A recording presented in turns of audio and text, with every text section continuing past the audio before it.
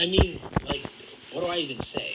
How do I even give an intro for what the hell just happened last night in the Dodgers' clinching win versus the Brewers? Shohei Ohtani had arguably, and I don't even think it's necessarily all that arguable, the best game in baseball history by any player. Hands You heard down. me right. The best game by any player. It was so good, in fact, I can't even list all the records it broke in this video because there's so many I could just spend the whole thing reciting them. Instead, I'd rather just get into it and try to document the mind-numbing greatness front to back.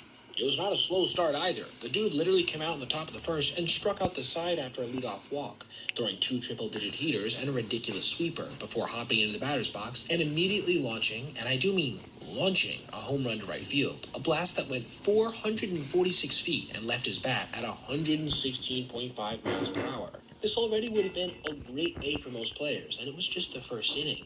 LA would later add on when Tommy Edman singled into center field and Teoscar Hernandez grounded out to first base, getting Milwaukee down in a 3-0 hole in a game they absolutely had to have. And Ohtani would make sure it would stand up by retiring the Brew Crew in order in the second, and then after a leadoff walk to Blake Perkins in the third, struck out Joey Ortiz and managed to get Bryce Terang to line out to left field, which somehow also featured Kike Hernandez being able to throw behind the runner Perkins to nab him on one of the stranger-looking double plays you'll ever see. A scoreless fourth that featured Shohei stranding a leadoff double with back-to-back strikeouts was followed by his third plate appearance of the night, sandwiched around a walk, this time versus righty Chad Patrick, and on a 3-1. The all-time great proceeded to crush a cutter low and inside off the plate a bit, 469 feet to right field, literally almost out of the entire stadium at 116.9 miles per hour.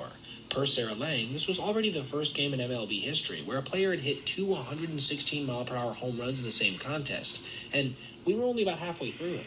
2 more strikeouts in the fifth were followed by 2 more strikeouts in the sixth, helping him to seal 6 scoreless frames with just 2 hits allowed and 10 strikeouts. He would depart in the top of the seventh after walking Christian Yelich and giving up a single to William Contreras, but none of those runs would come back on him after Alex Vesia managed to perform a high wire act perfectly, getting a pop-up and ground ball double play to get out of it. And it was in the bottom of that frame things would go from downright ridiculous to absolutely, positively ludicrous when he launched his third home run of the day, 427 feet to center field at 113.6 miles per hour. You could probably guess this, but this is the first time we've ever seen a player have 3 home runs with an exit velocity of at least 110 miles per hour, traveling at least 400 feet.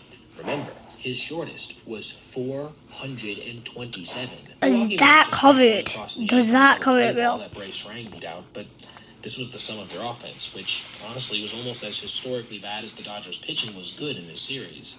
3 outs later in the ninth, and Andy Pajes was catching the final out in right field, securing LA's second straight ticket to the World Series, with all of the momentum in the world going into it, coming off of what probably was the best individual performance by a major league player we've ever seen. Period. All right, everybody.